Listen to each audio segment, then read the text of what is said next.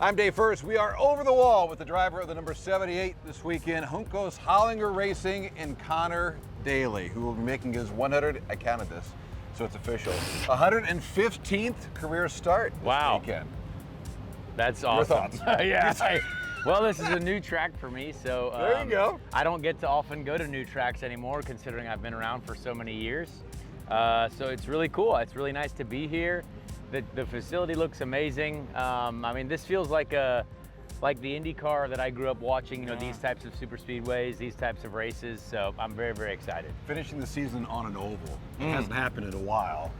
This is kind of cool, kind of a throwback, you know? I love it. I mean, I think it's where we should be for a season finale, because I think these races can just be so exciting. And there's obviously, we've got red tires, we've got all kinds of stuff that no one has any idea what we're doing with, but we're going to make the best of it, and it's usually probably going to be a great show.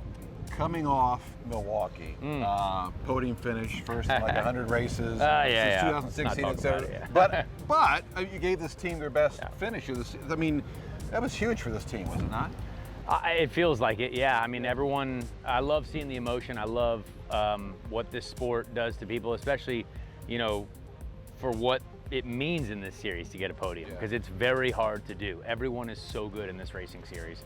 And it's cool to give that team, a team that I've known so many of those guys. I gave a lot of those guys their first pole position too. So it's wearing different shirts, but it's in the old Carlin Racing. In the Carlin Racing team, yeah. So it's really cool to see where we've come and what we've grown into as a group. And I mean, this is only our 4th weekend together, so it's like, it means a lot to me, and love seeing happiness, and I like crying for happiness again, because I was crying like a baby in the car. It just feels good to feel good. So I see social media. You do. People want you in the 78 next year. What's it going to take? Oh, Dave, you know exactly what it's going to take. But in reality, just a lot of hard work and dedication, you know, we're going to try to put a program together, and hopefully we can be with this group. I mean, in such a short amount of time to see that level of success, it's not done that often. I mean, honestly, if you look at what this sport is, it's hard. So I would love to work with this group. I would love to be here next year. That is the goal, is as soon as Monday comes and I become unemployed again, I will work on being employed, hopefully with this group and with Ricardo and Brad. I mean, Brad's been an amazing partner in this team as well. Yeah, Brad Hollinger. And so we'll see what happens. This isn't your final race of the season, though. You still got a couple races coming up, right? Yes, 2 NASCAR truck races still in our Polka Dot Chevrolet, very much like our Indy 500 machine. Nice. And then we've also got the Indianapolis 8-hour, the sports car race. For those in Indianapolis, please feel free to come out and check it out. It's going to be great. Yeah. And then, honestly, I probably could race something else at some point. I think I have a Nitro Cross race too at some point, but that might not be until January, so we'll see. It's still the off season, so for us anyway, so that works out. Last thing, podcast. Yes. Have you had fun doing it this year? The Speed Street podcast, yes. Thank you to the IndyCar Series, the NTT IndyCar Series, for giving us all the winners. That's been fun to chat with.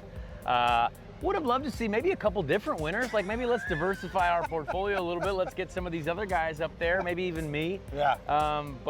Who are you tired of talking to?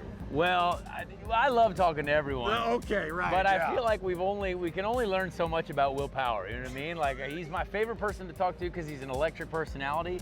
But I feel like I've learned everything now. I like his music, how he met. The guy that wears the clock, Flavor Flav. So I don't know, you know, we'll see. It's funny because we actually haven't talked to Scott Dixon as much as I thought, but we did get to talk to him, which is a true pleasure. So who knows? I thought we would have seen a little bit of variety, but it is what it is. Very competitive season. We just happen to be right here at Scott Dixon's pit, by the way. 3-time. This is a very Scott Dixon-like stat. Comes back after 16 years, and he's still a 3-time winner here. So anyway. Yeah, Scott's got more trophies here than I've ever got in my life, so it's cool. It's really nice and fair. Here's the plan. Here's the plan. Next week, you get to interview yourself as the winner. Ooh, that's the plan. So. Actually, Scott McLaughlin promised me that if I won any of the rest of the races, that he would actually interview me. So that's the deal. We're breaking news here on Over the Wall. Have a great weekend. Thank you. Conor Daly, Thank Over you, the Wall here in Nashville.